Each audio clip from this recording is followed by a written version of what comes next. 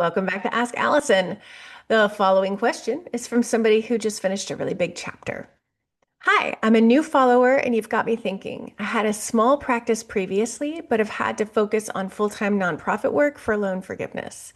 I have a new freedom now that it's complete, but I have a history of serious health issues and I'm concerned about leaving the security of agency benefits, paid sick time, FMLA, life insurance, etc., in case I get sick again. How would you typically advise about this?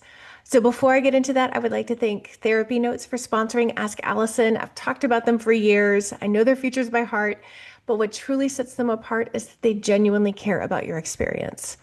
It's not just about troubleshooting. They actively implement user-suggested features like therapy search, secure messaging, a smooth super bill process, and their AI feature Therapy Fuel.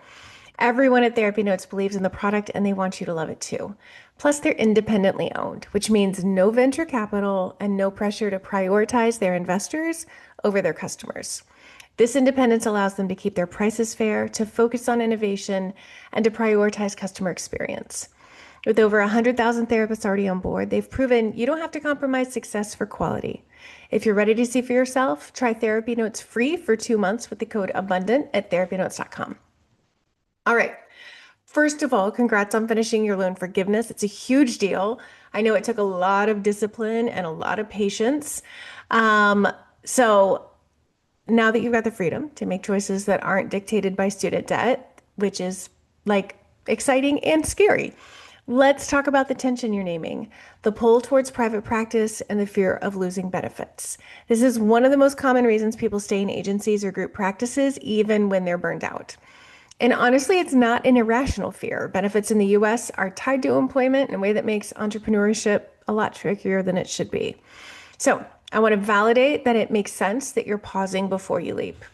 Here's how I'd usually walk through this with someone in your shoes. Number one, separate the fear from the facts.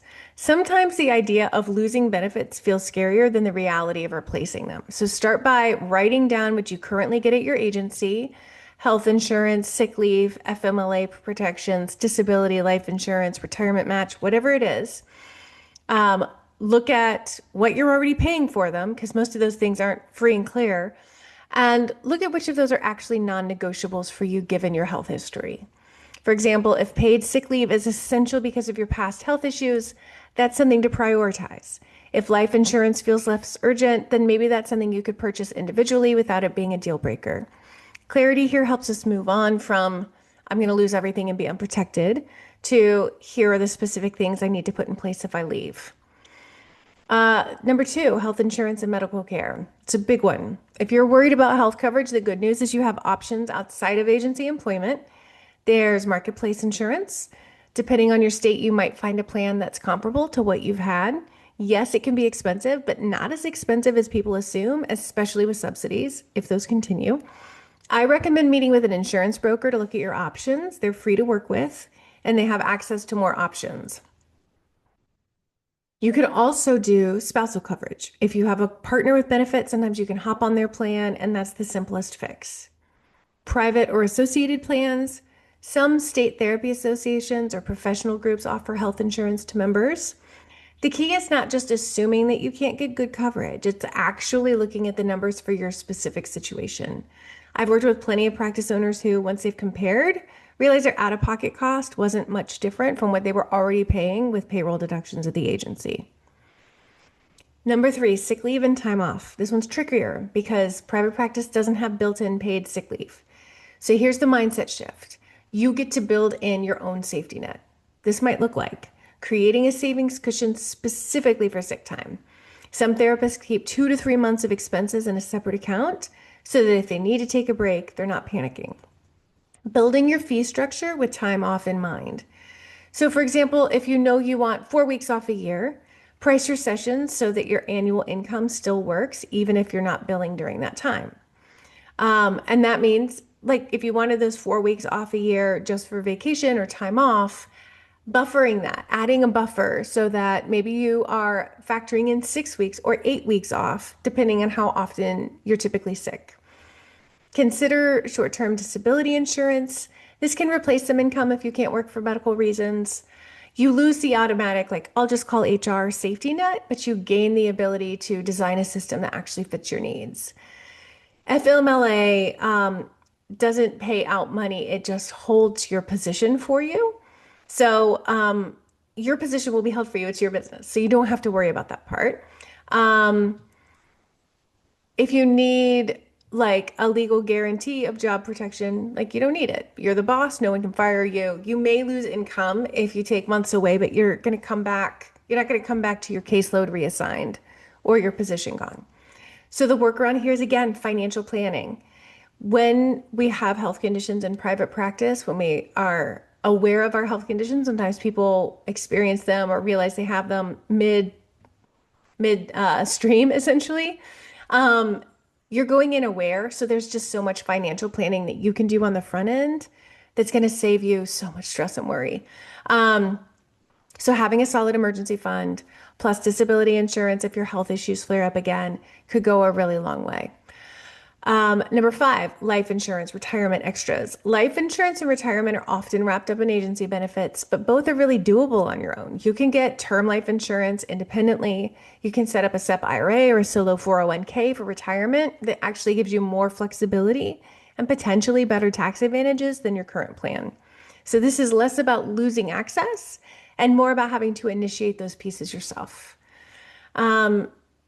Most find that working far less, like 15 hours a week, means they have fewer health flare-ups and they have more time for appointments, their own appointments. So typically they make way more seeing those 15 hours per week of clients than they did working full time. So you can build your coffers for paid sick leave, you can buy your own life insurance, etc. In order to really maximize your insurance or your income so that you can work less, I almost always encourage therapists with chronic illness to charge premium fees. So, for instance, if you charge $250 a session, you see 15 people, that might be 5 people 3 days a week, or 3 to 4 people 4 days a week. Then you have long weekends every weekend or more time off between your work days. If you plan for 6 weeks off a year, which would include some of those unexpected sick days as well as vacation, you'd gross $172,500 a year. And number six, because you've had serious health issues before, I want to say this really clearly. You don't have to make this decision overnight. You are allowed to ease into private practice.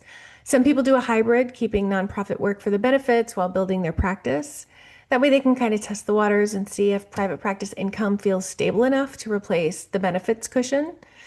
It gives you an opportunity to save money for the leap. I strongly, strongly recommend putting every single dime of your private practice income into savings if you go this route. That way you can get out of that second job or that two-job scenario a lot faster. Others go all in, but only after building a strong financial buffer. 6 months of living expenses and savings, disability purchase, insurance purchased, marketplace plan researched. There's really no moral high ground on either option. The best choice is the one that keeps you physically safe and emotionally at peace. 7, the emotional piece. And let's not skip over this. Fear about health is different than fear about marketing or getting clients. This isn't just like, what if I fail? This is, what if I get sick again and I can't provide for myself? That's a tender, very real fear. So I'd encourage you to ask yourself, what would make me feel safe enough to take the leap?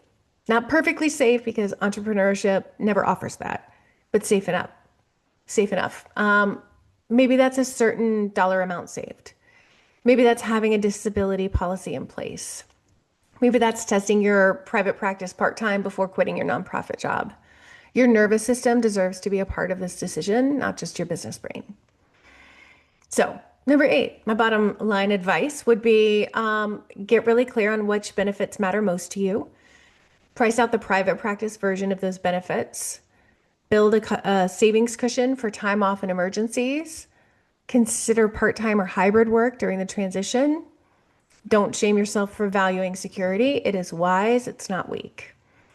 Private practice gives you the autonomy, better income potential, and control of your time. Agency work gives you structured benefits and predictability. You get to decide which mix serves your health and your life best right now. And the good news is the decision is not permanent. If you try private practice, it's too stressful without benefits, agencies will still be there. They'll still be hiring. So, to the person who sent this, thank you for being honest about the push-pull here. A lot of therapists are in the exact same boat and don't always say it out loud. My hope is that this helps you see that you have more options than just jump without a net or stay forever. You can build your own net. This week's free worksheet is all about common fears. Because once you work through the plan to manage your illness, that next phase of fears is going to hit you. So this worksheet can help you. If you want the worksheet, you can DM me the word sheets. I'll send you this one and a link to all the previous worksheets. That's on social media. If you're listening to the podcast, you can find the link in the show notes. All right, y'all. If you want more support building a private practice that's sustainable for you, check out the Abundance Party, all the resources that we've created to make this whole thing a whole lot less overwhelming. All right, take care.